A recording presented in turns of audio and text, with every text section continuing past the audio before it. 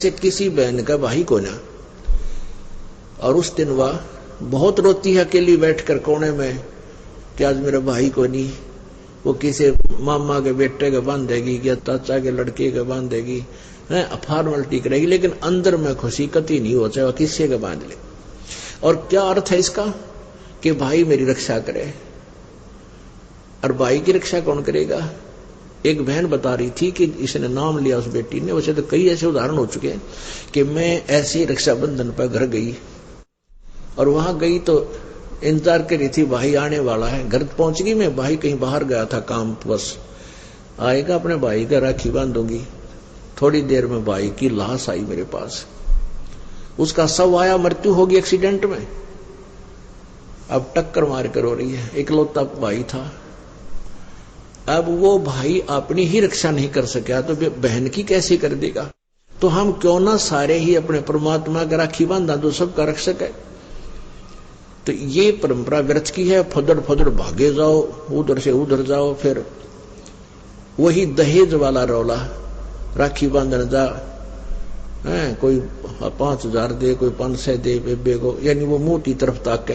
तो इस तरह जो हम कर्जा बढ़ा रहे हैं एक दूसरे के ऊपर अपना, तो ये भक्ति मार्ग वालों के लिए विशेषकर प्रार्थना है। इस तरह की आडंबरों को हमने समाप्त भी करना है, क्योंकि हमने नहीं अपनाना। कोई ना मानता, वो करने वाले करते रहेंगे, उनके लिए हमारा कोई। क्योंकि जो स्कूल में बालक आता है, जो विद्यालय में प्रवेश लेता है, उसके लिए आदेश होते हैं अध्यापक के मर्यादा में रहने के। जो हॉस्पिटल में जो किसी डॉक्टर के अंडर ट्रीटमेंट है, उसके लिए परहेज बताए जाते हैं।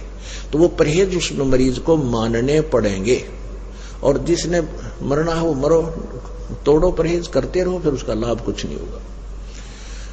ऐसे ये बहुत परंपरा है। अब जिनका भाई नहीं है, उन बहनों के, उनकी भी यही दशा होती है। और इसमें एक लालच अहम होता है। पहले भी भाई वो था जो कभी कभी जाता था अपनी बहन का, कोई ऐसी बात नहीं थी, भाई बहन की तरह आते जाते थे। और उस दिन विशेष ड्रामा करेंगे, न्योक भाई थोड़ा सा राजी होकर सरेआम खड़ा होकर नो पैसे गणे दे दे, यानी पड़ोसन आदि के कहने से वो एक पाटड़ा, उसका पटड़ा लगाएंगे, फिर उसकी आरती उतारेंगे, फिर तिलक लावेंगे, उसका टीका करेंगे। तो ये भक्ति मार्ग में ये नहीं चलेगा, क्योंकि हमने केवल एक मालिक की पूजा करनी है, किसी अन्य की नहीं।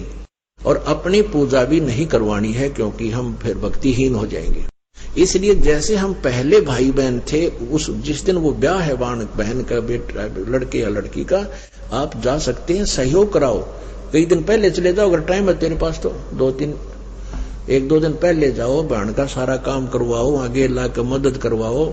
और मान लीजिए कोई पैसे की आवश्यकता है तो बहन को पैसा दो, 10-20 हजार की आवश्यकता, उसको दे दो, एज ए लोन दो, क्योंकि उस पर कर्जा ना बनेगा। फिर बहन धीरे धीरे उस पैसे को, मान ले जिसके पास ब्याह के पैसे नहीं है, ऐसे मदद करनी चाहिए हमें। और आप जी से बार बार प्रार्थना करते हैं